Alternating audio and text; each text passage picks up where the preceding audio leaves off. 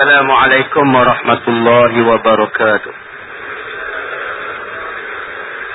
Bismillahirrahmanirrahim. Alhamdulillahi rabbil alamin. Wal aqibatu lil muttaqin wa la udwana illa 'alal zalim. Ashhadu an la ilaha illallah wa ashhadu anna Muhammadan 'abduhu wa rasuluh. Wa nusalli wa nusallim ala habibina wa maulana Muhammad wa ala alihi wa ashabihi ajma'in. Ya, susah sedikit kerana Allah tak apa. Kan ada satu syair dia disebut, biar susah sedikit kerana Tuhan, untuk menghindar kesusahan yang besar yang tidak sanggup ditanggung badan. Ambillah i'tibar kalau mau sedar. Jadi biar susah sedikit kerana Tuhan, untuk menghindar kesusahan yang besar yang tidak sanggup ditanggung oleh badan. Ambillah i'tibar kalau kamu mau sedar. Tuan-tuan yang dirahmati Allah, pada malam ni kita akan melihat daripada surah Al-Muddathir juzuk yang ke-29, bermula pada ayat yang ke-32. A'udzu billahi minasy syaithanir rajim. Kalla wal qamar wal laili iz adbar was subhi idza asfar innaha la ihdal kubar nadhiran lil bashar. Allah berfirman, kalla wal qamar, sebenarnya demi bulan. Allah bersumpah, kalla, sebenarnya, wal qamar, demi bulan. Allah bersumpah dengan bulan. Tuan-tuan, di dalam Al-Quran ada ayat-ayat yang dipanggil ayat-ayat sumpah. Dipanggil wawul qasam, sumpah. Ayat yang berada di awal surah, kebanyakannya jika dimulakan dengan wa, maka dia adalah sumpah. Wal asr, wal syams, wal fajr, wal duha. Ini dipanggil sebagai ayat-ayat sumpah. Ataupun wawul qasam, ayat sumpah. Dan Allah pula bersumpah dengan benda yang hebat. Allah bersumpah dengan benda yang hebat. Wal asri, demi masa. Masa adalah benda yang sangat hebat. Benda yang paling penting ialah masa. Masa ini tidak ternilai harganya. Masa tidak ternilai harganya. Ada orang kata masa itu emas. Emas masih ada nilai. Sedangkan masa tidak ternilai. Kamu bagi 1 bilion masa pun takkan dapat balik masa yang semalam. Bagilah 1 bilion pun takkan dapat balik tahun lepas. Sebab itu masa sangat bernilai. Maka Allah bersumpah dengan masa. Wal asr. Allah bersumpah dengan bulan. Wal qamar. Allah bersumpah dengan bulan. Bulan benda yang hebat. Daripada anak bulan, dia semakin membesar sehinggalah jadi mengambang. Kemudian bila turun 16, 17, 18, 19, dia semakin mengecil. Sehinggalah anak bulan tadi hilang. Kemudian dia timbul balik. Begitulah sejak beribu-ribu tahun yang lepas. Entah berapa ribu tahun Allah Ta'ala jadikan alam ini. Begitulah bentuk bulan. Dia tidak pernah bantah Allah Ta'ala. Bila 15 hari bulan, maka bulan akan mengambang. Pernah tak 15 hari bulan? Bulan tu jadi kecil? Tak. Tak ada, tuan-tuan. Bulan tetap taat pada Allah. Bila Allah kata 15 hari bulan, dia mengambang. Bila Allah kata 1 hari bulan, dia mengecil. Dia jadi anak bulan. Ini keistimewaan. Bulan yang begitu gagah tidak pernah bantah Allah. Yang bantah Allah ialah kita, manusia yang kecil, yang kemetot.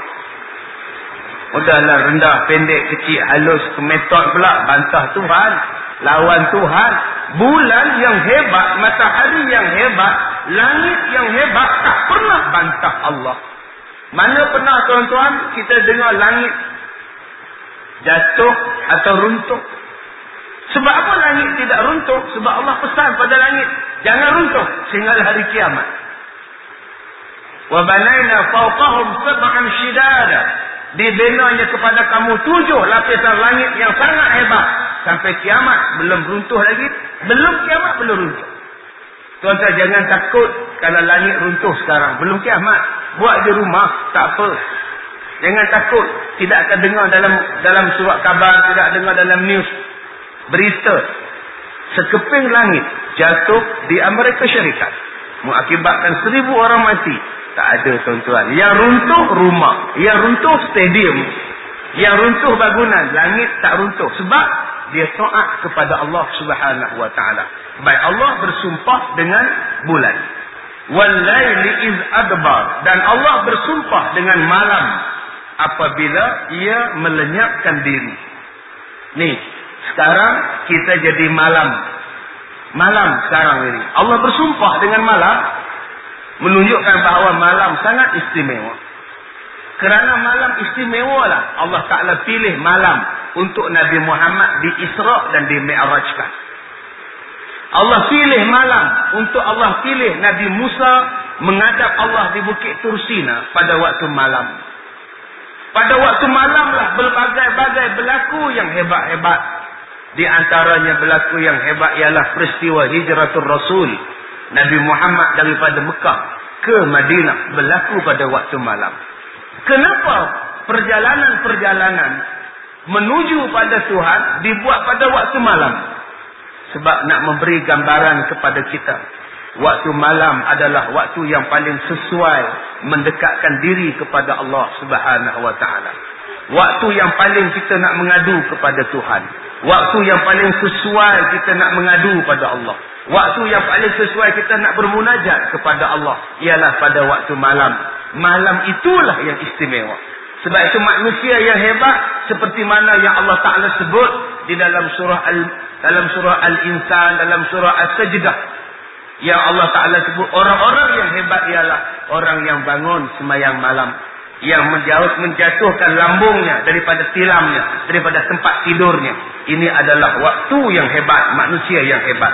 Yang baik, kemudian Allah bersumpah, was-subhi idza asfar. Asfar maknanya terang benderang. Dan demi waktu subuh apabila ia terang benderang. Allah bersumpah yang keempat demi waktu subuh. 3 benda yang Allah sumpah. Pertama, bulan. Kedua, malam. Ketiga, subuh. Menunjukkan bahawa ada gabungan 3 benda ini. Bulan, malam dan subuh. Sebab itu saya sebutkan tadi dan semalam tentang kelebihan solat malam. Bila kita solat malam, insya-Allah Allah Ta'ala berikan kepada kita kekuatan tubuh badan. Tuan-tuan di sini yang lemah-lemah, tuan-tuan di sini yang sakit-sakit badan, yang ada penyakit-penyakit, tolong solat malam. Tadi saya sebut di Expo. Saya ada sahabat yang baru meninggal tahun lepas. Umurnya 86 tahun. Sahabat lah tu, 86. Dia makan pencin lebih lama daripada dia bekerja. Pencinnya dah berpuluh tahun. Ya, tapi dia masih hidup macam itu. Saya pergi dengan dia ke Mesir ketika umurnya 83 tahun. Dia masih boleh berjalan, masih kuat, tidak sakit. Bila saya berkuliah di Teluk Intan, dia datang berjalan kaki daripada rumahnya. Matanya sihat, telinganya saja sedikit pekak. Kena cakap kuat sikit. Sihat ke? Sihat. Dia pekak sikit. Tapi matanya sihat, badannya sihat. Saya tanya, apa rahsia Tuan Haji? Semayang malam tak tinggal. Betul tuan-tuan yang Allah Ta'ala sebut asyaddu wata'ah. Saya tengok badannya sihat, orangnya tidak gemuk, orangnya tidak kurus, sederhana aja. Tapi duduk kuliah depan sekali, 80 lebih tuan-tuan. Dia masuk hospital demam. Bila demam meninggal, senang aja sakit. Dia demam, dia kata pada anak dia, bapak demam lah, jom pergi ambil ubat, doktor tahan, besok meninggal. Cukup senang matinya. Masya Allah. Saya tengok badan dia sihat tuan-tuan, bercakap dia bagus, berjalannya elok, berjalan kaki daripada masjid ke rumahnya, dekat satu batu berjalannya. Saya tengok giginya langsung dipelihara begitu elok, sama atas bawahnya tuan-tuan. Giginya sama, cantik, gigi palsu. Masya Allah, cantik gila giginya, sama elok je. Subhanallah. Baik. Jadi 3 benda ni Allah sumpah.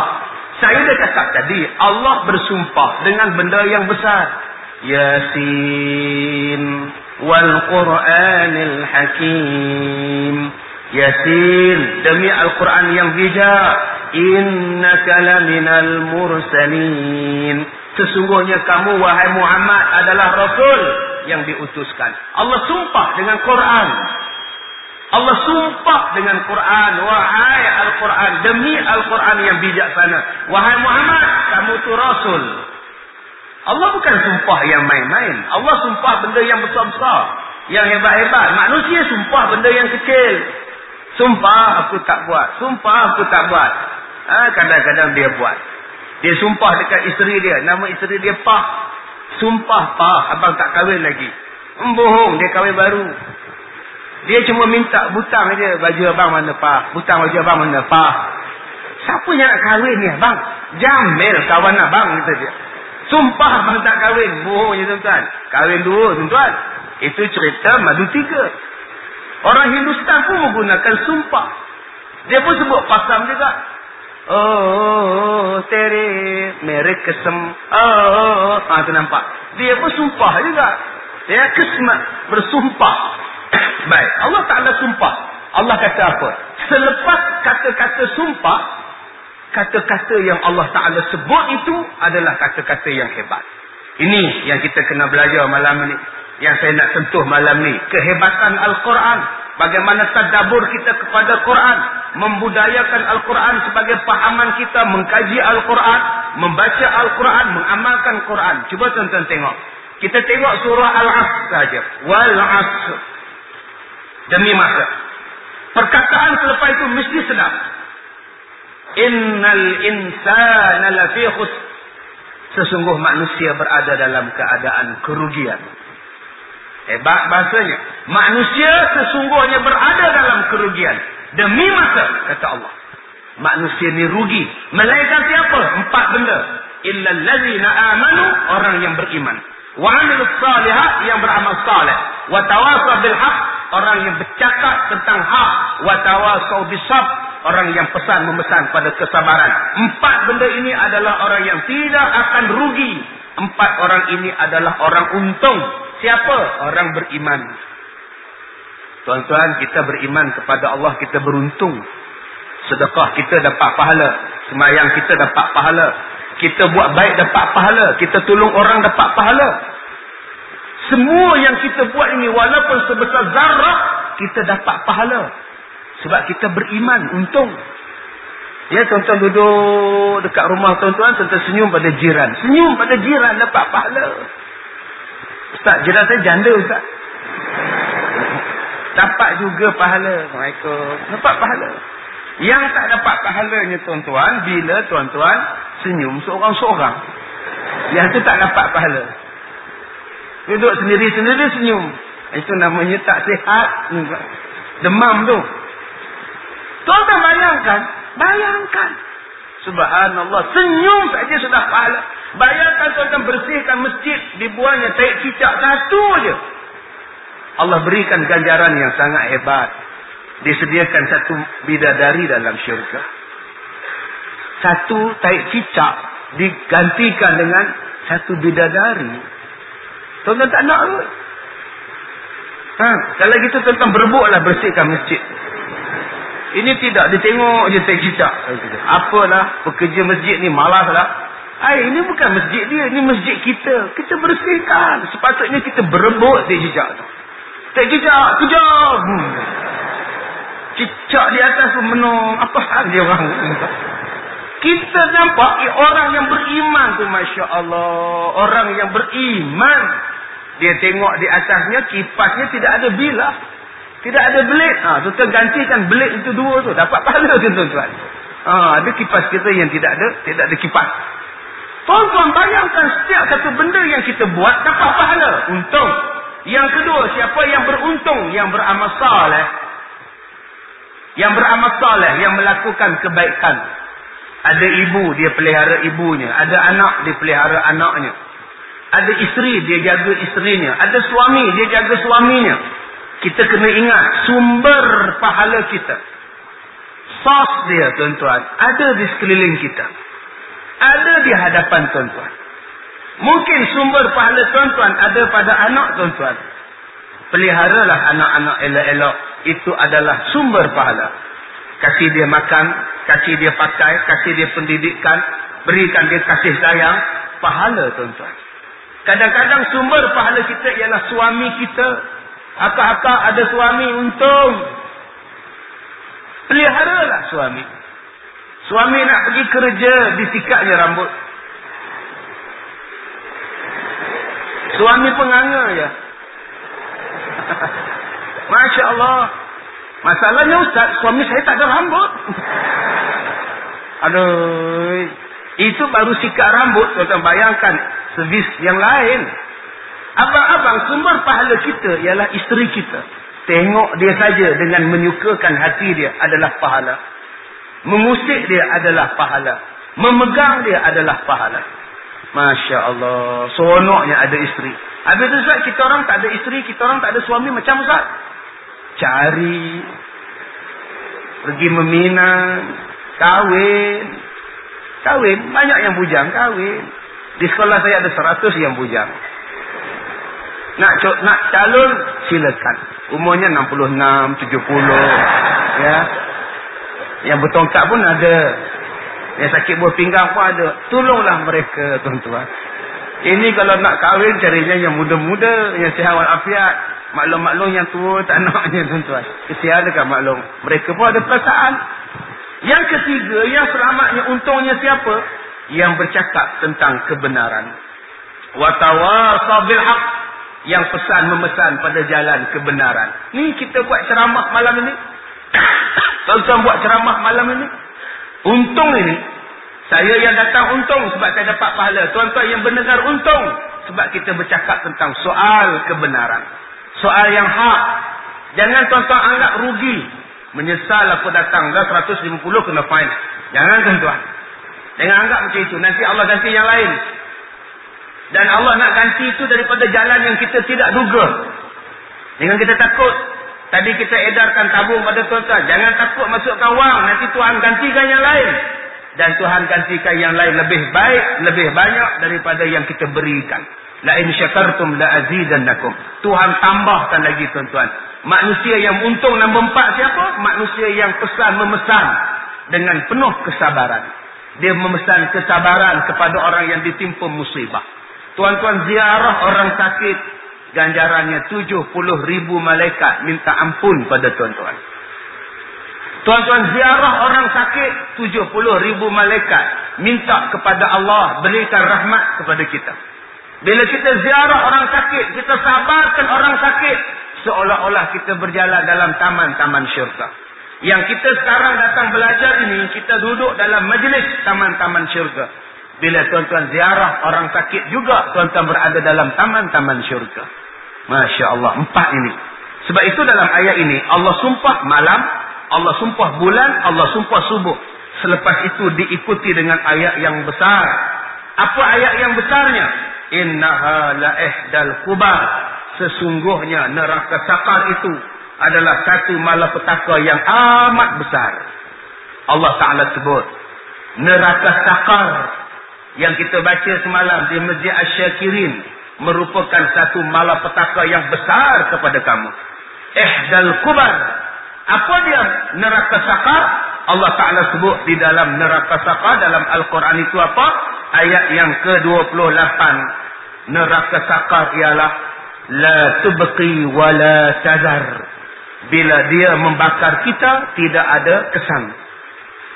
Tidak ada sisa. Kalau kita bakar sampah, ada sisa. Kalau kita bakar kayu, ada sisa. Kalau kita bakar kertas, ada abunya.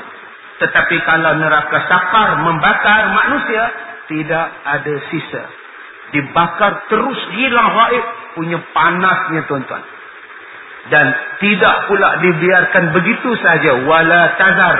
Selepas itu dihidupkan semula. Selepas itu dibakar.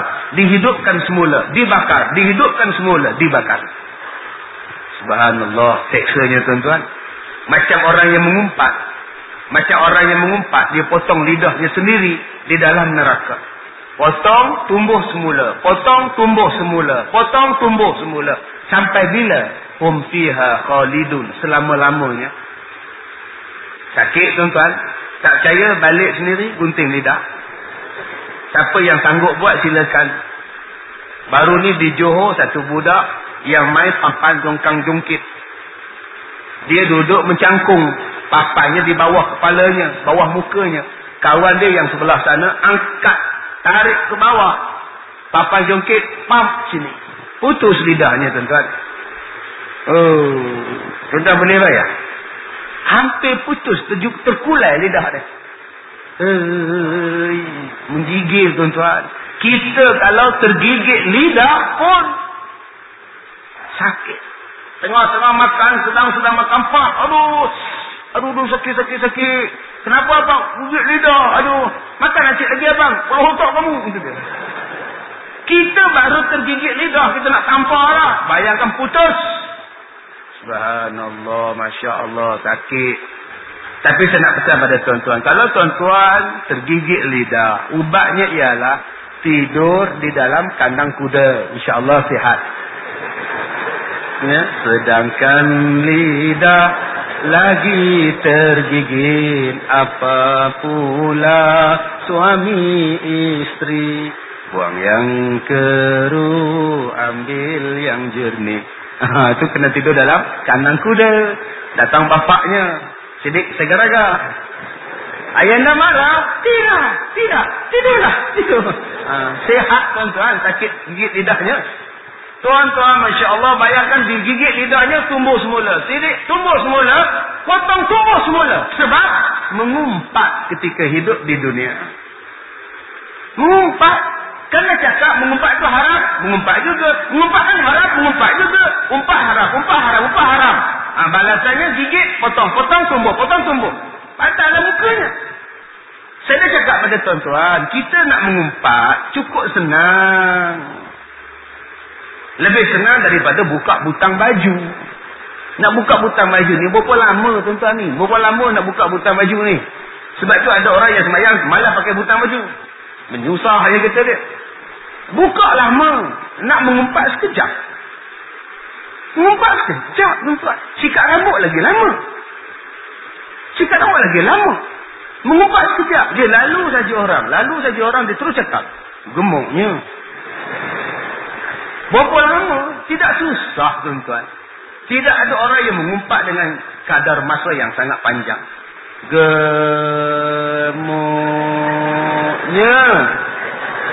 Mana ada?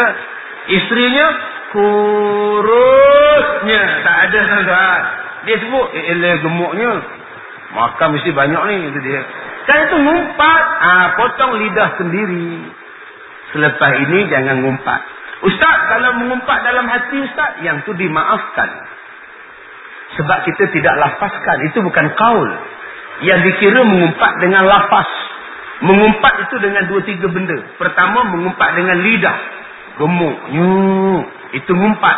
Yang keduanya, mengumpat dengan memek muka.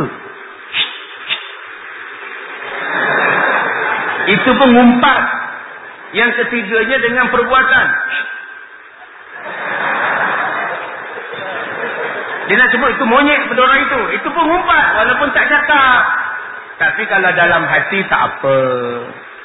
Tak dapat tak dapat dielakkan. Itu dimaafkan. Dalam hati, mana mungkin manusia diam.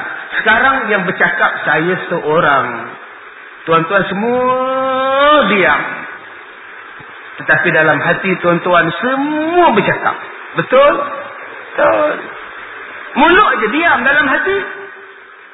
Bila nak habis ni? Dalam hati. Semalam berserban. Ini hari bersungkup. Dia ni macam mana? Kata dia. Macam-macam dalam hati bercakap. Ada yang pertama kali tengok. Ini rupanya Ustaz Kazim. Oh. Muda lagi. Macam-macam tuan-tuan. Percakapan dalam hati. Mana boleh kita tahan. Tetapi kalau tuan-tuan dah lafazkan. Dalam hati cakap, oh ini Ustaz Kazim, hitam orangnya. Maka tuan-tuan pun menyembah orang sebelah. Hitam gila. Maka masa itu jatuhlah mengumpat. Tak minta maaf, dosalah dia. Baik minta maaf. Jadi ada tak orang yang kita umpat sekarang? Minta maaf sebelum pulang. Minta maaf nanti sebelum berpisah. Kalau tidak, Tuhan tidak memberkati pertemuan kita. Allah bersumpah, neraka sakar ini sangat besar. Malapetaka yang sangat besar. Apa yang dibuatnya sebab dia besar ini? Sebab bila dia membakar, tidak ada sisa. Lawahatul lil bashar. Dia terus menerus membakar manusia. Dia tak pernah berhenti, tuan-tuan. Kilang memproses minyak, kadang-kadang dia berhenti. Kilang memproses besi, kadang-kadang dia berhenti. Tetapi neraka tidak pernah berhenti. Alaiha tis'ata asyar. Yang di atasnya, yang menjaganya ada 19 malaikat. Yang tidak pernah senyum. Allah Ta'ala tanya kepada kita, kenapa malaikat yang menjaga? Kerana bila malaikat menjaga, dia tidak ada perasaan belas kasihan pada manusia. Kenapa bukan manusia yang menjaga neraka sakar? Sebab manusia ni dia kenal kawan dia. Dia jaga pintu neraka sakar, dia tengok member dia masuk. Member dia kata, bro, ingat tak? Engkau dulu aku belanja engkau, ingat tak? Kita makan air kelapa, minum air kelapa dengan sasing, kau ingat tak? Relax lah. Nampak tuan-tuan? Silap-silap dikenyit ni mata dekat jaga tu. Nyit jalan. Malaikat kenyit sekali. Mampu je tuan-tuan. Dia tak ada rasuah, dia tak ada adik-beradik, dia tak ada perasaan. Tak ada. Tadi ada satu soalan, masuk soalan ustaz. Seorang laki-laki bercakap, saya cerita dalam CD saya, tajuk dia cerai main-main. Cerai SMS. Cerai SMS. Main-main. Dia bergaduh dengan isterinya. Bergaduh di rumah. Kamu tak guna. Abang dah tak guna. Kamu tak guna. Abang dah tak guna. Oh, bergaduh. Dia pun ambil kunci kereta. Dia pun jalan. Sampai dekat traffic light. Aku ceraikan kamu leha. Talak satu leha. Orang lain tak dengar. Sebab dia dalam kereta. Anak tak ada. Apa pun tak ada. Yang ada cuma anak patung. Saya tanya pada dia orang. Jatuh ataupun tidak. Talaknya. Jawapannya tak jatuh. Sebab tidak ada saksi. Orang lain tak mendengar. Dalam kereta dia mekik. Aku cerai kamu leha. Tak ada siapa dengar. Tak jatuh. Dia SMS kan saya petang tadi, ustaz. Bukankah kita ada malaikat kiri kanan? Bukankah malaikat itu mendengar? Itulah saksinya. Masya Allah. Subhanallah. Saksi itu tak terpakai sekarang. Saksi itu terpakai di hari kiamat. Nanti tuan-tuan, bila sampai dekat hakim di mahkamah, hakim tanya, siapa saksi kamu yang kamu lihat dia ini mencuri harta kamu? Malaikat kiri dan kanan. Takkan peguam bela nak panggil? Masuk malaikat kanan. Mana boleh? Apa punya pemikiran ni? Suruh belajar tak nak. Ada pula yang saya cerita bab maki. Kita haram maki orang. Haram berjadah, celaka, setan. Tak boleh. Tak boleh maki orang. Berdosa. Ada satu orang disebut ustaz. Kalau saya maki orang, saya kena minta maaf. Sehinggalah dia maafkan saya. Bagaimana pula kalau saya maki syaitan? Adakah perlu saya minta maaf pada syaitan?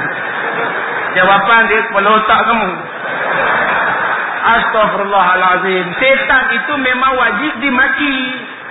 Sebab itu kita baca a'udzubillahi minasyaitonir rajim. Celaka betul syaitan. Oh, dosa. Syaitan minta maaf Astaghfirullahalazim. Buatnya syaitan muncul, aku maafkan kamu. Lari kita kan.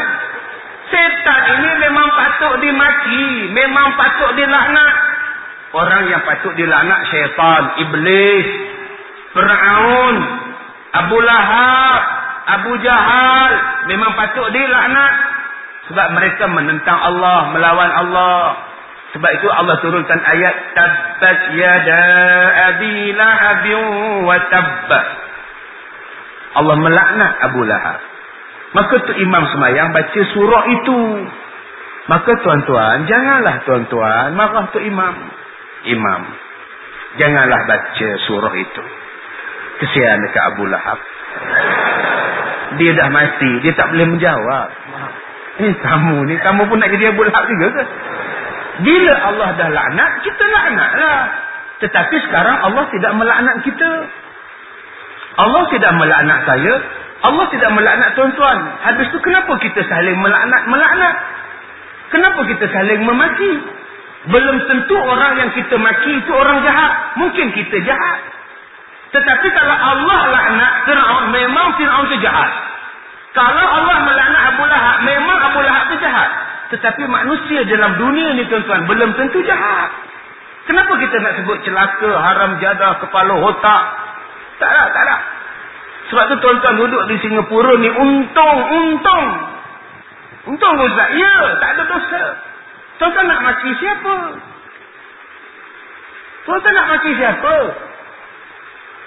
Di tempat saya tuan-tuan, maki ni mainan mulut. Pergi ceramah politik maki, haram berjadah, celaka. Lagi sebut celaka lagi bagus. Astagfirullahalazim. Sebab itu saya tidak campur politik. Orang undang saya untuk berceramah politik, saya tak mau campur. Saya nak bercakap pasal agama. Sebab bila saya ceramah politik, orang lain semuanya salah, kita je betul. Ceramah agama, kita salah, orang lain betul. Ceramah politik, orang lain salah, kita betul. Tidak ada penceramah politik bercakap, tuan-tuan, kita yang salah, mereka lah yang betul. Mana ada tuan-tuan? Taubat lahum, tak ada tuan-tuan. Saya tak pernah dengar lagi ceramah politik, mereka yang betul, kita yang salah. Mana ada? Yang banyaknya mereka lah punca. Tapi ceramah agama lain. Ceramah agama macam kita insaf. Abang-abang, kita banyak dosa.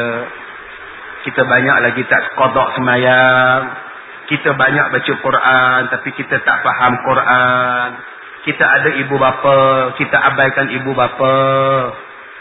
Ya, tuan-tuan, kita ni orang Melayu. Tuan-tuan duduk di negara ini, ialah bahasa Inggerisnya bagus. Walaupun bahasa Inggerisnya bagus, tetapi perkataan you dengan bapa kita, dengan anak kita tidak sesuai. Ingat, kalau bapa tetap kena panggil ayah. Ayah, jangan sebut you. Nak ke mana? I nak pergi sana. You nak ke mana? Ini bukannya bapa dengan anak. Bapa dengan anak kena sebut. Ayah, man nak ke pasar. Ayah, man nak ke sekolah. Tak boleh sebut. Ya. Father, daddy, I want to school. Where you go? Tak mau tuan-tuan. So, you besar. Okay, you go first. You.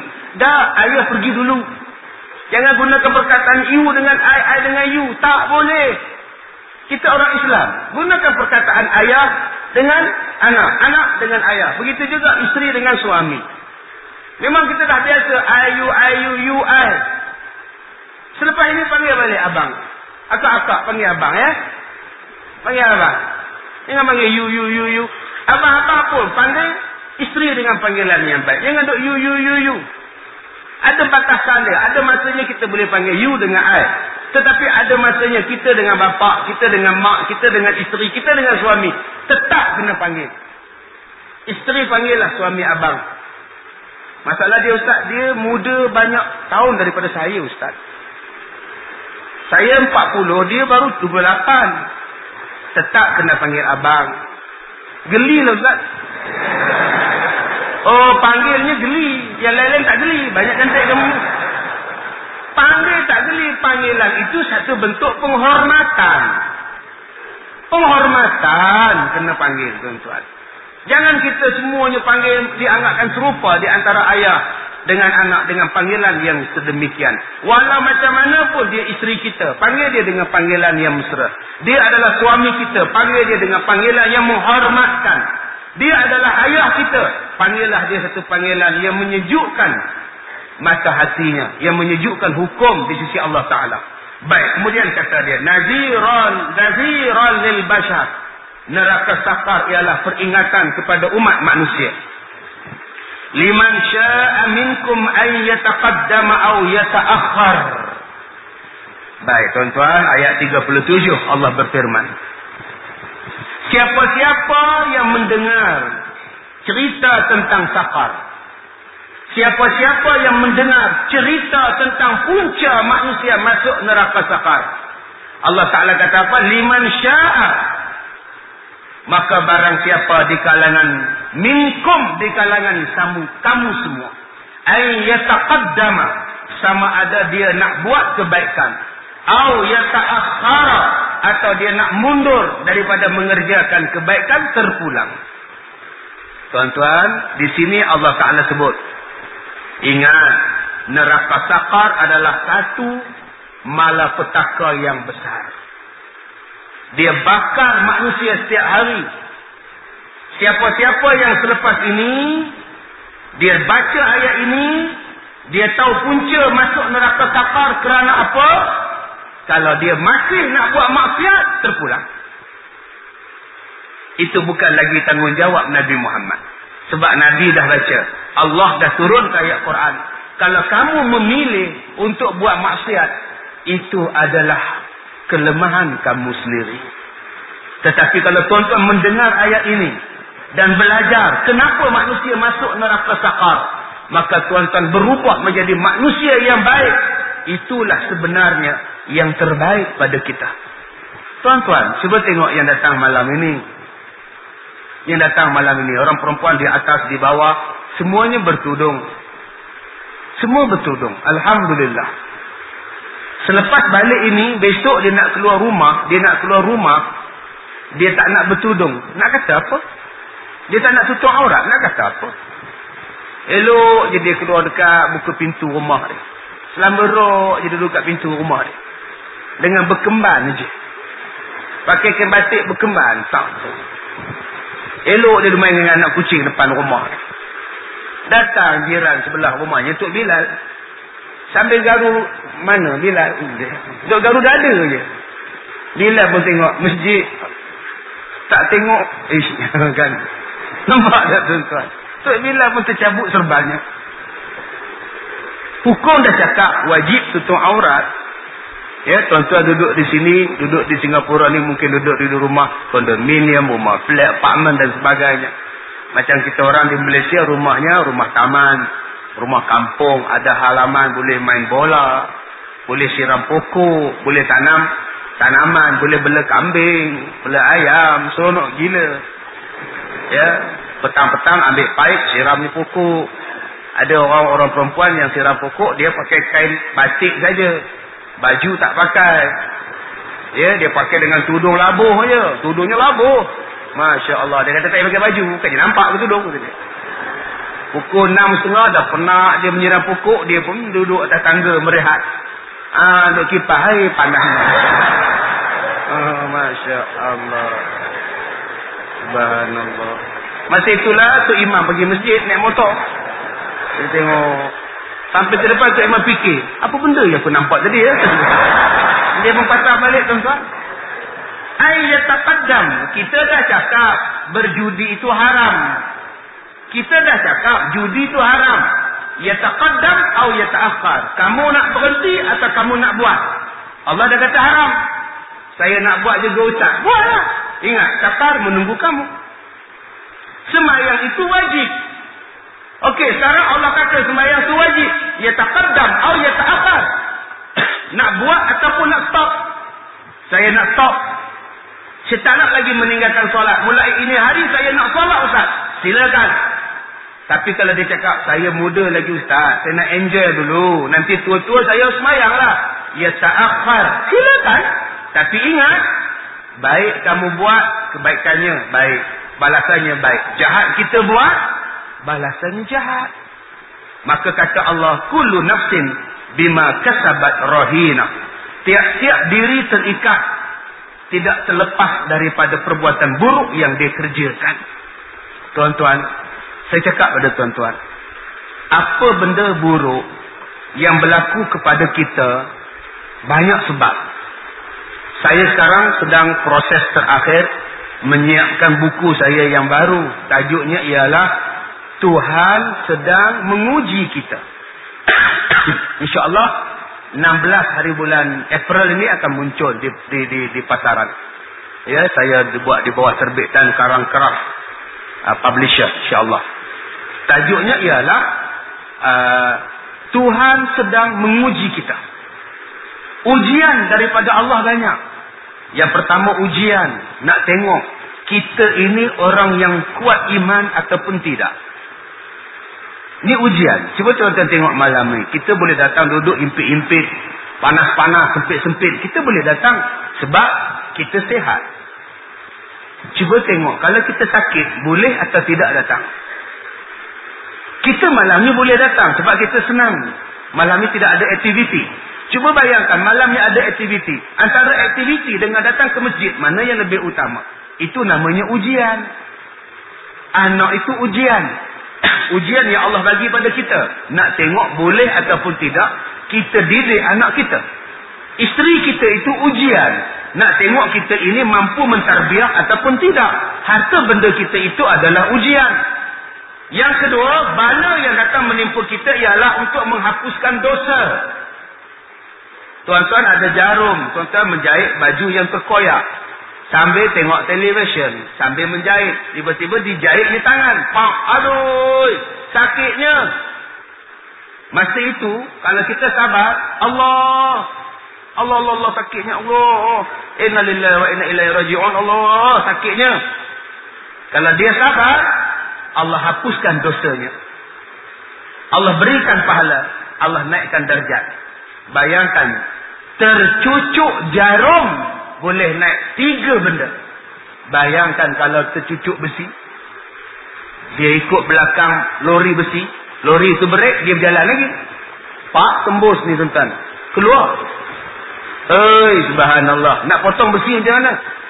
Nak gergaji. Sabar ya tuan-tuan.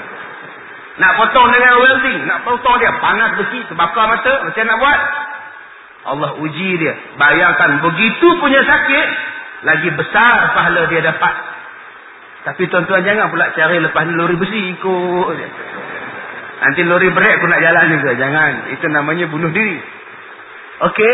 Yang ketiga. Bala yang Allah Ta'ala datang. Sebab Allah nak bagi balasan atas dosa yang kita buat. Kadang-kadang dosa kita buat. Apa yang kita buat hari ini. Puncanya daripada hari semalam. Apa yang terjadi hari ini. Puncanya tahun lepas. Apa yang berlaku hari ini. Puncanya 20 tahun lepas. Sebab Allah Ta'ala sebut. Apa yang kamu buat. Kamu tanggung akibatnya. Kullu nafsin bima kasabat rahina. Kalau Allah tidak balas sekarang. Allah simpan di dalam kubur. Kalau Allah tidak balas di dalam kubur. Allah balas di hari kiamat. Tetapi ada dosa. Yang pasti Allah balas di dunia. Apa dosanya? Derhaka pada ibu bapa. Allah balas sebelum kita mati. Sebelum mati Allah balas. Dosa lawan ibu bapa, mak ayah, tengking mak ayah, tarik muka pada mak ayah, masam, bunuh mak ayah dia, disepak mak dia. Ada yang potong kepala ayah dia. Di Negeri Sembilan ada budak yang potong kepala ayah dia.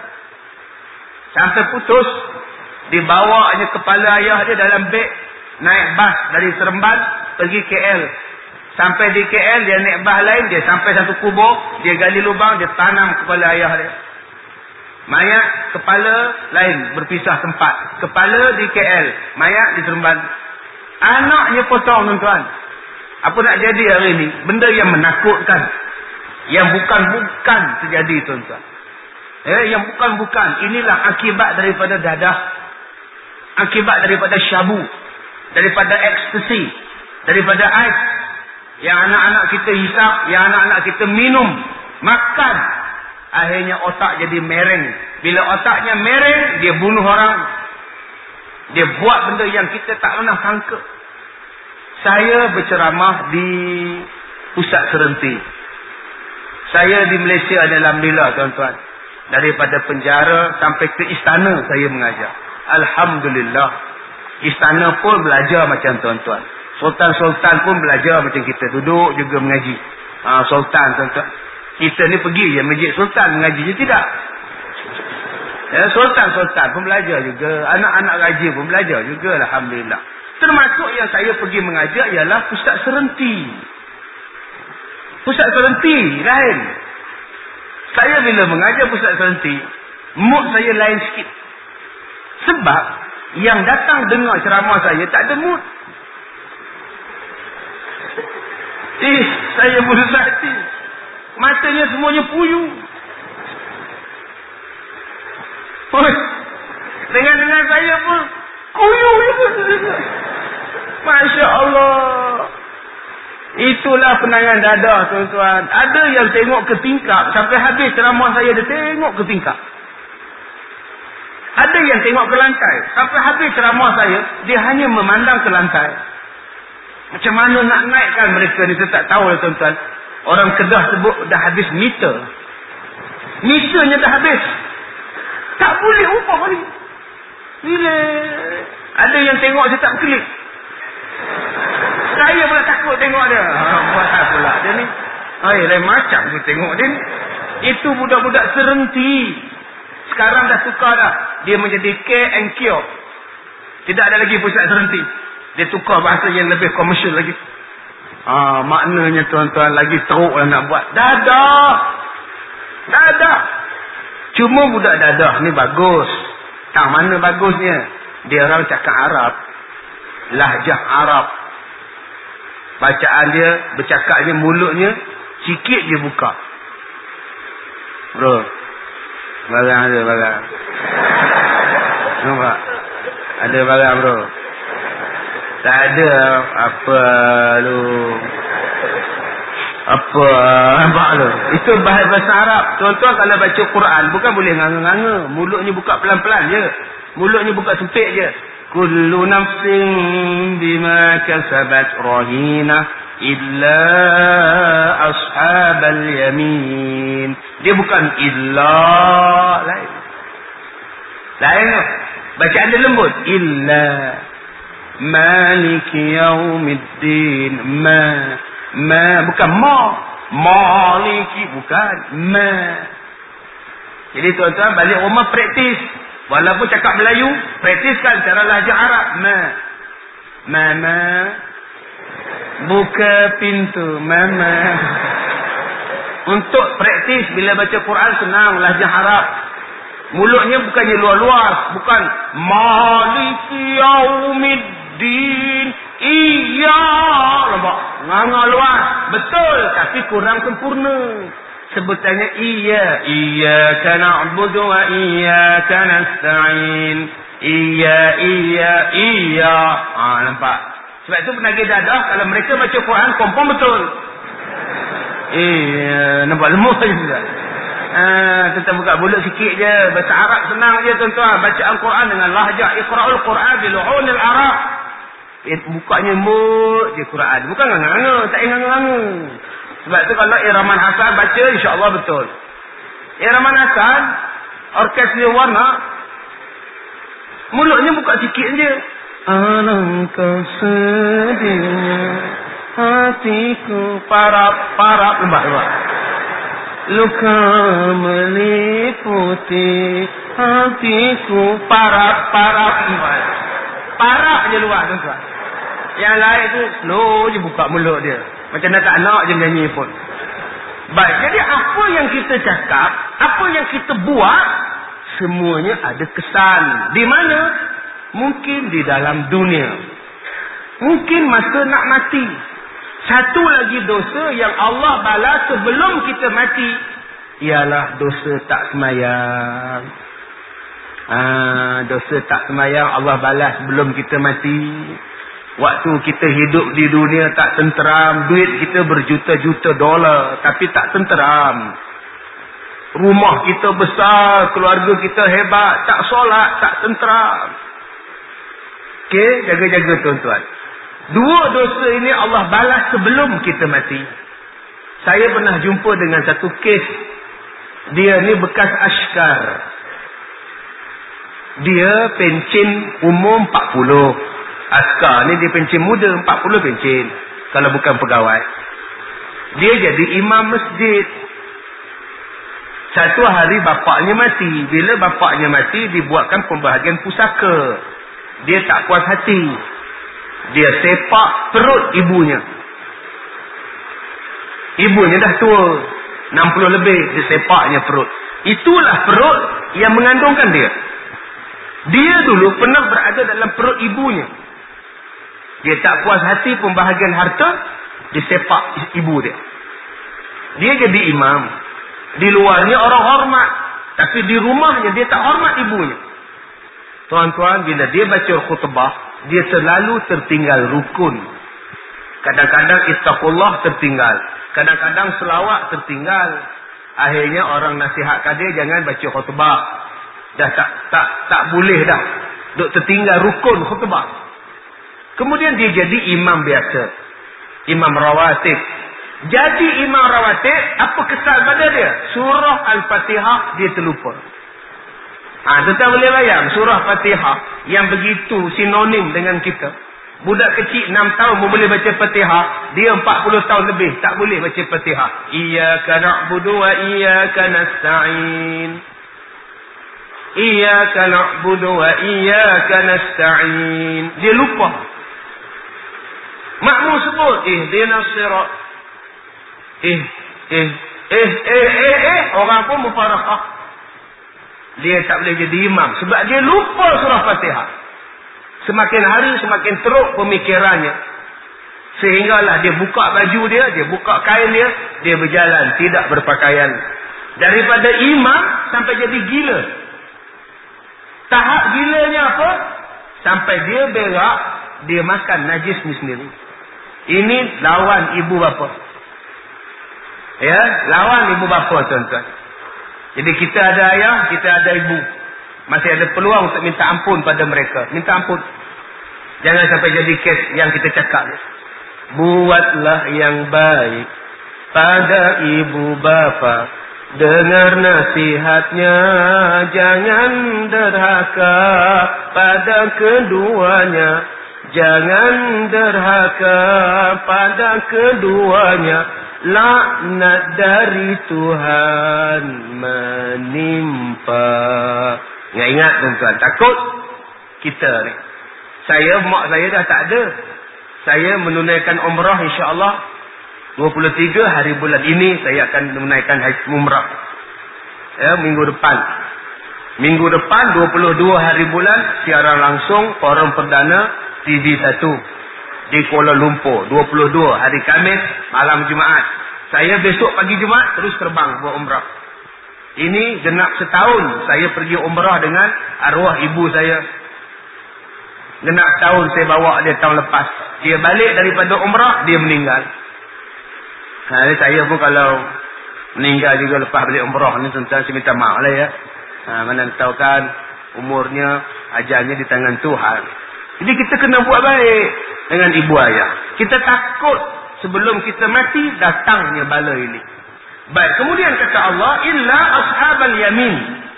Golongan yang selamat ialah golongan yang sebelah kanan. Oh, bukan sebelah kanan saya, tidak. Ashabul yamin maknanya orang yang segera buat ibadat. Yang dipanggil ashabul yamin siapa dia? Bila dia tengok peluang ibadat, dia rebut peluang itu. Semayang, itu peluang ibadat, dia rebut semayang. Dia rebut. Dia tengok anak yatim, dia sedekah pada anak yatim. Itu nama dia ashabul yamin. Yang kedua, ashabul yamin siapa? Orang yang dapat kitab di hari kiamat dengan tangan sebelah kanan. Siapa yang dapat catatan kitab sebelah kiri, itu celaka. Yang selamat yang dapat kitab belah kanan. Orang yang buat ibadat. Orang macam ini masuk syurga. Ashabul yamin masuk syurga. Tuan-tuan, bila masuk syurga, apa nikmat yang ada dalam dunia ini tak terbayang dengan nikmat yang pernah kita bayangkan dalam syurga. Yang ada dalam dunia ni tak ada, tuan-tuan. Tak ada. Nikmat dalam dunia tak ada nilai. Kalau tuan-tuan kata nikmat dalam dunia, tuan-tuan dapat rumah Alhamdulillah, nikmat dunia, dapat rumah. Letih, tuan-tuan. Kena bayar bank. Letih, kena mop lantai. Letih, kena sapu sampah. Nikmat syurga, rumah dapat, tak payah sapu. Habuk tak ada, debu tak ada, kotor tak ada, tai burung pun tak ada. Itulah nikmat. Tuan-tuan dapat isteri, alhamdulillah, nikmat. Betul itu nikmat, tapi belum lawan nikmat dalam syurga. Dapat bidadari. Secantik-cantik isteri kita, kentutnya busuk. Bidadari tak ada busuk. Nikmat seorang isteri dapat suami yang ganteng. Badannya kekar, tubuhnya tegap. Berjalannya bergegar bumi, tegak jalannya. Bila angkat ketiak, koma 4 hari. Masya Allah. Busuk gila ketiaknya. Dalam syurga ada wildan yang akan melayan orang perempuan. Wildan ini segak, makcik-makcik. Apa takut? Sebab itu kalau tak kahwin sekarang, relax bro. Gesah kalau tak kahwin sekarang. Aku nak kahwin dengan bidadari dalam syurga. Kalau kita kata tak ada jodoh, Ustaz. Tak apa tak ada jodoh. Biarlah yang menanti kita syurga. Rumah kita kecil saja, tak apalah. Janji aku dapat hidup. Nanti di hari kiamat ada rumah yang lebih besar. Ini dipanggil Ashabul Yamin. Tuan-tuan, yang kedua. Apa yang ada dalam syurga? Tuan-tuan buka dalam kitab Baharul Mazi jilid 18. Nikmat-nikmat yang tak terbayang. Nabi ada sebut, kata Nabi ada sebatang pokok dalam syurga. Besarnya pokok ini, kalau kamu naik kuda, kamu pusing dia, pusing pokok tadi 100 tahun dengan kuda, belum sampai lagi checkpoint yang pertama. Bayangkan, 100 tahun pusing, belum sampai. Besarnya. Masing-masing ada dahan masing-masing. Apa yang kita buat? Mungkin di Singapura tidak ada. Kalau di kampung-kampung, dekat pokok dia ada buaian. Saya orang Taiping sebut ndui. Berendui, ndui. Dekat pokok rambutan itu kita bubuh tali, di bawahnya papan. Duduk. Tuan-tuan tengok bawang putih, bawang merah. 1959 S. Romaino punya filem, Umi Kalsum punya filem dengan Mustafa Ma'ruf. Pohon beringin tegaknya tinggi, dia berayun. Nah, dia berayun tu. Adik Hamzah Dolmat nyanyi tu, Kamariyah Nur. Ya, pohon beringin tegaknya tinggi, laju buaiku laju. Nampak juga. Itu kan bawang putih. Duduk main buaian bawah pokok dalam hutan. Yang Mustafa Ma'ruf dengan Mahmud Jun menyanyi dalam hutan. Sungguh murni bunga hutan. Itu namanya Mustafa Osman. Penyanyinya Mustafa Osman, menyanyinya bunga hutan. Ustaz semuanya hafiz ya. Ya, nama saya kan Al-Hafiz. Sebab saya hafaz semuanya. Saya nak ceritakan pada tuan-tuan tentang buaian. Dalam syurga pun ada buaian macam itu. Tapi lebih cantik, tak terbayang macam mana yang cantiknya dalam dunia yang tak ada nilai. Maka mereka pun duduk dalam buaian tadi, bermain-main, nyembang-nyembang dengan ahli syurga. Mereka terkenang-kenang perbuatan mereka dalam dunia. Fi jannatin yatasaalun, kata Allah. Mereka berada di dalam syurga yang penuh dengan nikmat. Pada masa itu mereka bertanya-tanya, yatasaalun. Mana pergi Pak Mak Tempe? Mereka tanya. Mana pergi Sidik Segaraga? Mana pergi Husin Lempoyang? Syarif Dul mana Syarif Dul? Hasan mana Hasan? Syazali mana? Dia tanya. Aduka di mana? Taruna? Ketua kampung? Pengurusi JKK di mana? Mereka bertanya-tanya. Kemana? Kamu nampak tak Mak Topet? Kamu nampak tak? 5 Jungan? Dia bertanya-tanya. Entahlah. Aku pun tak nampak. Di mana? Masa dalam dunia dulu, mereka kawan dengan kita. Kamu ingat tak? Pak Mat Tempe tak semayang? Ingat? Ke mana dia pergi? Dulu kan kita ajak dia pergi masjid dengan ceramah. Dia kata tak nak, dia nak pergi tengok wayang. Kamu ingat tak Lemah Jongang? Cik Lemah Jongang cerita Astro tu.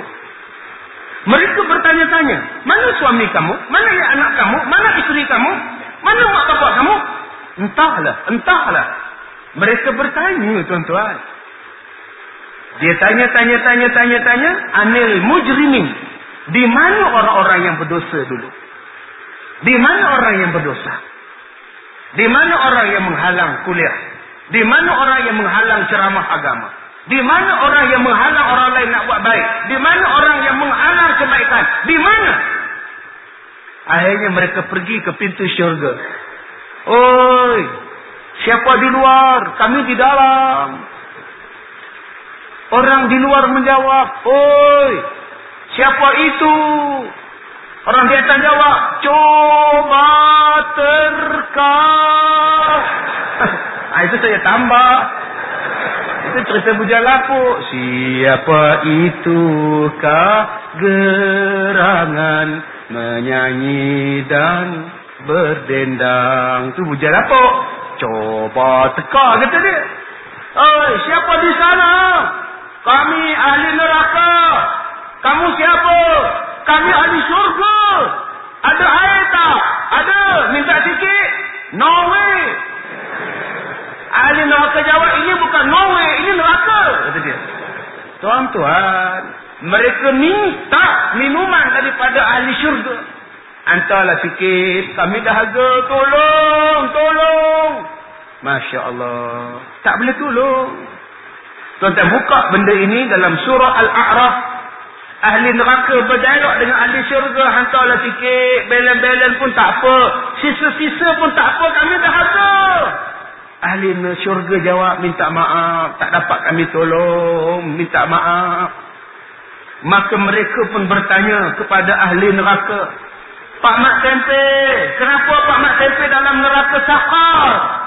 Masalakakum fi sakar. Kenapa kamu berada di dalam neraka sakar? Cerita. Yang tu pun saya tambah. Kenapa kamu dalam neraka sakar? Ahli neraka menjawab, 4 sebab. Qalu lam naku minal musallin. Kami adalah golongan yang tidak mengerjakan sembahyang. Punca kami masuk neraka sakar ialah kami tak solat. Masya Allah, tuan-tuan. Alhamdulillah kita ni solat. Cuba tengok anak.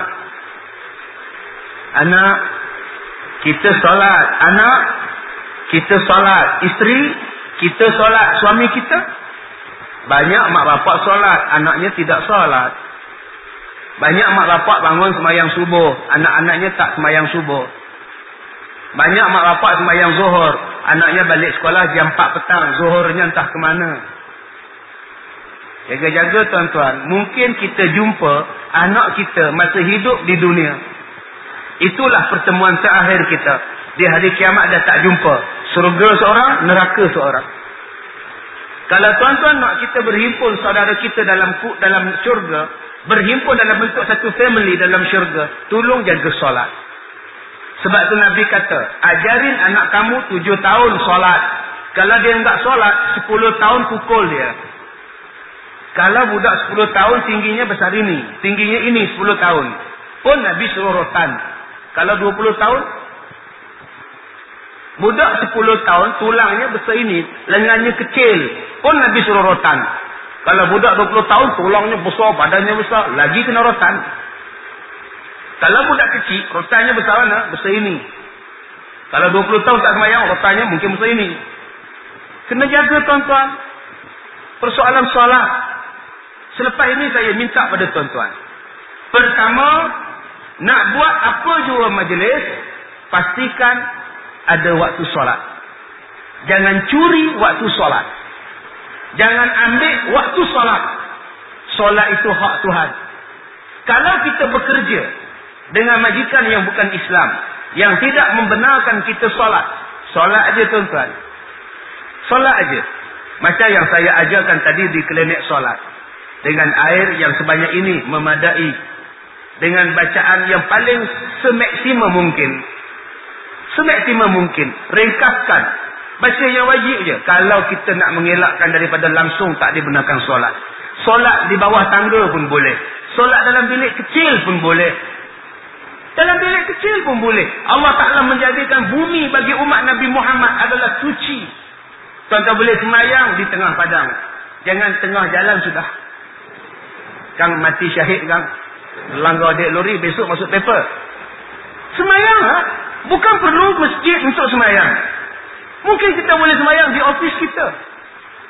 Bagi tahu dekat bos. Bos, saya mau ke toilet. Sakit perut. Silakan. Pergi semayang. Ustaz, bukankah itu menipu? Saya cakap nak pergi toilet. Padahal saya nak semayang. Berdosa Ustaz. Biarlah saya tak semayang. Asalkan jangan berdosa. Ini pun. Kan maki kan berdosa pula. Itulah yang soalan yang dikemukakan pada saya tadi. Di Expo ada satu soalan. Ustaz, saya bekerja. Tempat kerja saya tak boleh pakai tudung kepala.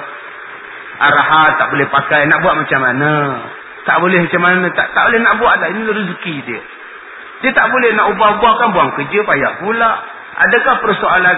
Adakah pekerjaan saya haram? Pekerjaan tidak haram. Cuma kita tak tutup tu berdosa. Rezekinya halal. Kena faham itu. Selagi mana kerjanya halal, halal lah. Selagi mana kerja itu haram, haram lah. Walaupun tutup aurat. Ustaz, saya ni perompak. Tapi sebagai tudung. Aduh, tuan-tuan. Ni pun masalah juga. Ya, macam bukan-bukan tuan. Tuan-tuan, yang kedua, kena jaga apa? Kena jaga solat. Okey, kena jaga solat. Apa-apa benda pun letakkan solat nombor 1. Apa dia? Pastikan anak-anak kita solat. Chat, tadi anak saya telefon. Saya dah tak jumpa anak saya dah 4 hari dah. Ingat tuan-tuan, 4 hari tak jumpa. Anak kecil saya telefon, ayah kat mana? Ayah kat Singapura anak. Singapura tu apa kata dia? Singapura tu negara. Bila ayah nak balik? Besok petang ayah balik. Wena nak apa? Wena nak raket badminton. Dia pun sama tinggi dengan raket tuan-tuan. Ingat.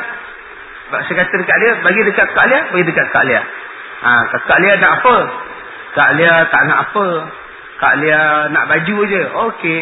Bagi dekat abang. Abang, saya terus tanya, dah sembahyang belum?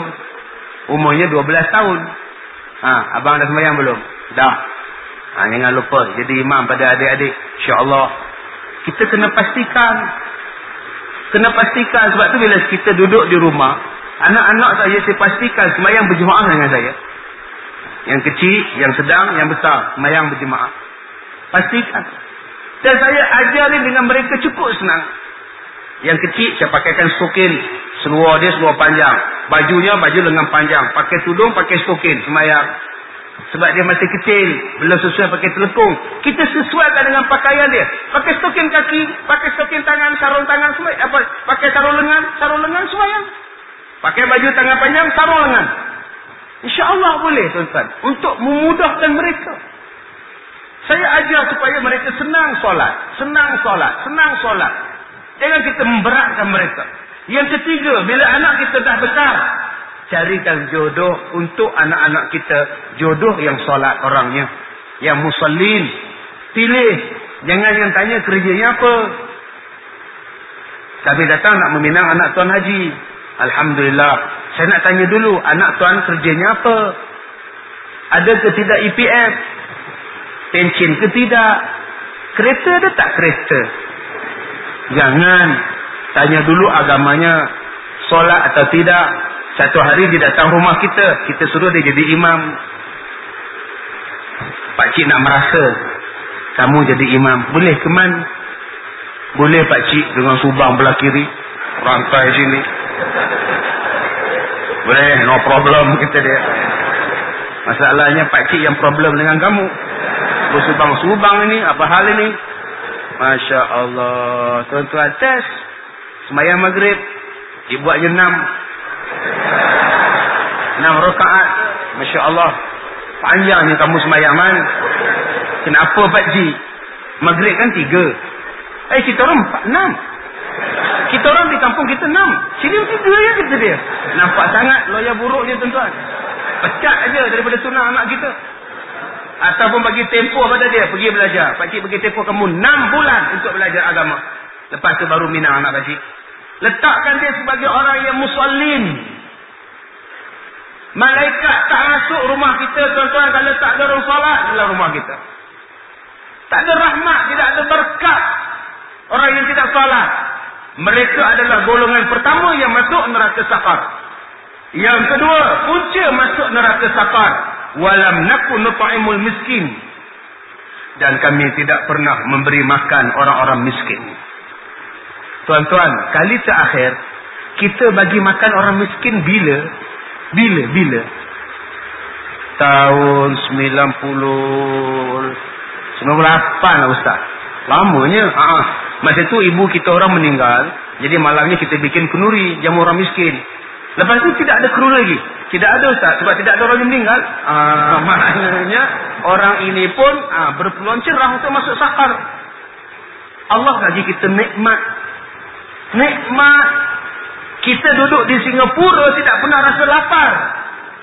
Duduk di Malaysia tidak pernah rasa lapar. Melainkan bulan puasa je lapar siang. Itu pun bila masuk waktu berbuka, sekenyang-kenyangnya makan. Masya Allah, satu pinggan dia seorang je. Satu talam nasi ambeng dia seorang je. Banyaknya Tuan Haji. Ustaz, saya tak makan sejak pukul 6 pagi Ustaz. Ini nak makan ni. Itu bukan buka puasa, itu namanya balas dendam. Selepas makan pukul 8 menyanda tuan-tuan. Macam ular sawa je duduk dia. Kita duduk di negeri yang penuh dengan nikmat.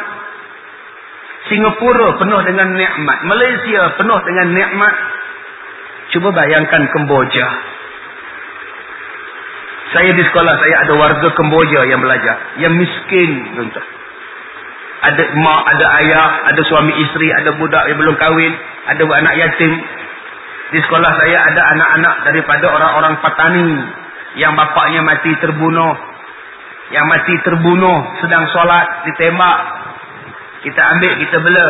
Orang miskin. Mereka cuma jumpa air putih di negara mereka. Mereka tidak jumpa air 3 layer.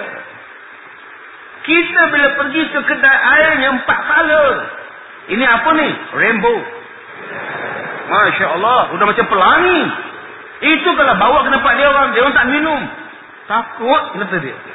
Kita di Malaysia, bayangkan tuan-tuan, nikmatnya kalau pergi masuk kedai sepenuh-penuhnya. Dekat dindingnya, ini murtabak, ini capati, ini jenuh pilih. Tetap pergi ke Afrika. Pergi ke Somalia. Allahu Akbar. Badannya kurus. Lalat penuh di mulut. Lalat penuh di kepala. Badannya kurus kering. Nampak piano. Anaknya didukung oleh ibunya. Ibunya pun kurus kering. Bawa tempurung. Lapar. Masya Allah. Ni Allah sebut. Apa yang kita buat untuk umat Islam kita. Di negara-negara yang miskin. Di tempat-tempat yang susah. Ya mungkin di tempat tuan-tuan Ustaz. Tempat kita orang tak ada orang miskin Ustaz. Mungkin. Tapi orang miskin akan ada sampai hari kiamat. Sebab orang miskin disebut oleh Allah dalam Quran. Walam nakun nut'imul miskin. Maknanya ada orang miskin. Di Malaysia ataupun berlambak orang miskin tuan-tuan. Banyak yang makan kangkung dalam longkang. Belakang rumah dia ada longkang. Ada parit. Ada kangkung. Dikepak-kepaknya kangkung. Itu dah digorengkan. Dibuatnya sayur. Perutnya pun dah macam kangkung. Buncit je perut dia. Badan lain kurus. Perut je buncit. Sebab kangkung. Kesian tuan-tuan. Ada yang tak makan 2-3 hari. Dalam keadaan miskin. Maka orang yang tidak mempedulikan orang miskin. Neraka sakar. Yang ketiga. Wa kunna nahudu ma'al khaidin. Orang yang masuk neraka sakar ialah. Dahulu ketika kami hidup di dunia. Kami mengambil bahagian. Memperkatakan perkara yang salah. bersama dengan orang yang memperkatakannya. Orang yang dengar fitnah dan dia percaya pada fitnah. Orang yang duduk dalam majlis yang penuh dengan fitnah dan dia percaya dengan fitnah itu, dia adalah ahli neraka sakar. Lagi sekali tuan-tuan di sini selamat. Tuan-tuan duduk di Singapura, alhamdulillah. Kuliah maghribnya ilmiah semata-mata. Kuliah bulanannya ilmiah semata-mata. Tapi di setengah tempat tuan-tuan, kuliah maghribnya mukaddimah saja tidak fitnah. Alhamdulillahirabbil alamin. Tak fitnah. Wassalatu wassalam ala Rasulillahil amin. Tak fitnah. Wa ala alihi wa sahbihi ajma'in. Tak fitnah. Amma ba'du, tak fitnah. Faya ibadallah, tak fitnah. Ittaqullah, tak fitnah. Usikum wa iyaya bittaqullah faqad fazal muttaqun. Tidak fitnah. Selepas yang itu, tuan-tuan tahu tak macam mana dia boleh dapat kereta besar? Sudah tuan-tuan. Kerana dia tikam nombor ekor. Mana kamu tahu? Saya dengar orang khabar, kata dia. Astagfirullahaladzim. Tuan-tuan pun percaya cakap dia. Tuan-tuan dah menempah neraka sakar. Saya bina sekolah saya tuan-tuan, tidak ada bantuan kerajaan. Saya bina dengan derma orang ramai. Yang dermanya daripada warga Singapura. Alhamdulillah, saya ucapkan ribuan terima kasih. Yang dermanya warga Arab, orang Eropah, orang Amerika, selain daripada orang Malaysia sendiri. Saya jaga sekolah, saya jaga pelajar-pelajar saya. Yang duduk di asrama hampir 200 orang. Yang duduk di pondok 120 buah pondok. Yang belajar setiap hari 1000 orang. Yang miskin, yang papa kedana, yang anak yatim, yang cuba nak murtad, yang pernah murtad, yang baru masuk Islam, yang mu'allaf, yang cuci buah pinggang, semua kita jaga. Bantuan daripada mana? Bantuan daripada orang ramai. Allah tolong kita. Kita jualkan CD. Yang di luar sana, yang CD, yang buku saya, yang air penawar 30 juzuk, kismis itu, semuanya masuk tabung ini tuan-tuan. Inilah yang menampung. Di sekolah saya ada anak yatim yang bapaknya disembelih. Bapak dia ustaz. Gajinya RM800. Anak 5, mana cukup? Buat kerja part time, kerja dekat Petropam. Pukul 5 pagi datang perompak sembelih dia. Saya tengok tuan-tuan tempat dia kena rompak, diikat dengan pita. Polis tak bagi kita masuk, tapi kita duduk di luar, kita nampak darahnya daripada dalam kaunter merebak sampai ke pam. Sial tuan-tuan, mayatnya terdampar. Saya pegang lagu tu sebab selepas dia dikelar, dia kejar lagi orang yang rompak dia. Dia jatuh depan. Kesian tuan-tuan. Ustaz, dia mengajar. Pagi dia mengajar, petang dia mengajar, malam jaga stesen minyak. Sampai hati tuan-tuan. Kamu nak rompak-rompak je lah. Yang kamu kelar dia buat apa? Anak dia ada dengan saya. Orang susah. Tuan-tuan dengar lagu Rabbani. Anak Rabbani Asri yang meninggal itu, 2 orang dengan saya. Sampai sekarang anak dia tak boleh menyanyi, tak boleh dengar lagu Rabbani. Setiap kali dengar lagu Rabbani, anak dia yang kecil menangis. Lari masuk dalam asrama menangis. Bila budak-budak lain menyanyi lagu Rabbani, sekujur badan berselimut putih, rebah bersemadi sendiri, mengharap kasih anak dan istri, apa mungkin pahala dikirim. Lari dia balik. Dia tak boleh dengar. Azan, kalau keluar azan dalam radio, bapak dia azan, kita tutup, cari channel lain yang tidak bapak dia. Kesian anak yatim tuan-tuan. Kita faham perasaan dia. Tiba-tiba saya duduk dekat rumah saya. Saya nak pergi forum perdana, tengah pakai baju Melayu. Duduk tunggu saya punya driver nak ambil saya. Daripada satu surau, ustaz ceramah. Tuan-tuan tahu tak macam mana Ustaz Kazim boleh buat sekolah? Daripada mana sumbernya? Saya dapat maklumat menteri besar bagi padanya 7 juta. Sebab tu dia boleh buat. Eleh bro. Saya ni rasa macam nak buang samping je tuan-tuan. Masa bila saya dapat 7 juta? Ini fitnah. Nama je kuliah maghrib. Tapi ma'al khaidin. Kamu memfitnah. Jaga-jaga tuan-tuan. Sebab tu saya katakan pada tuan-tuan. Tuan-tuan duduk di sini. Alhamdulillah. Adalah masalah-masalah yang tu tak dapat dielakkan. Tetapi tuan-tuan bersyukur. Tuan-tuan tidak berada dalam majlis fitnah. Sebab tuan-tuan boleh dapat ilmiah betul-betul. Pengajian betul-betul. Tidak bercampur dengan politik-politik. Yang kadang-kadang menyelitkan unsur-unsur fitnah. Dan kalau kita duduk dalam majlis itu. Kita percaya apa yang dia cakap. Maka kata Allah. Mereka adalah golongan ketiga masuk neraka sakar. Wajib bertaubat dan minta maaf pada orang yang kita fitnah. Yang keempat, kita masuk neraka sakar. Wa kunna nukazzibu biyaumiddin. Kita tidak percaya, kami tidak percaya kepada hari kiamat. Hatta atanal yaqin, sehinggalah sampai benar-benar hari kiamat barulah kami percaya. Golongan keempat yang masuk neraka sakar ialah orang yang tak percaya pada hari kiamat. Orang yang tak percaya pada hari kiamat ni apa? Dia kata kalau ada kiamat, bila kiamat? Saya daripada kecil, saya dengar tentang kiamat. Tak kiamat pun. Bila nak kiamat? Dia cabar kita. Orang macam ini neraka sakar. Dia lupa. Kalau kamu tak jumpa kiamat besar, kamu akan jumpa kiamat kecil. Kiamat kecil ialah mati. Kiamat besar mungkin kita tak sempat jumpa. Kiamat kecil mesti jumpa. Namanya mati. Ni, siapa dulu di kalangan kita? Wallahu a'lam. Tapi itulah kiamat kecil bagi kita. Bagi 4 golongan ini, Allah kata apa dalam ayat 48? Fama tanfa'uhum syafa'atus syafi'in. Maka 4 golongan ini, mereka tidak akan mendapat syafaat. Mereka tidak akan mendapat syafaat pertolongan. Sesiapa pun tidak boleh memberikan mereka syafaat di hari kiamat. 4 golongan ini, tak ada siapa yang boleh tolong mereka di hari kiamat. Kekal dalam neraka sakar. Jadi tuan-tuan, jaga-jaga salat. Jaga-jaga orang miskin. Jaga-jaga dengan majlis ilmu, ceramah dan sebagainya.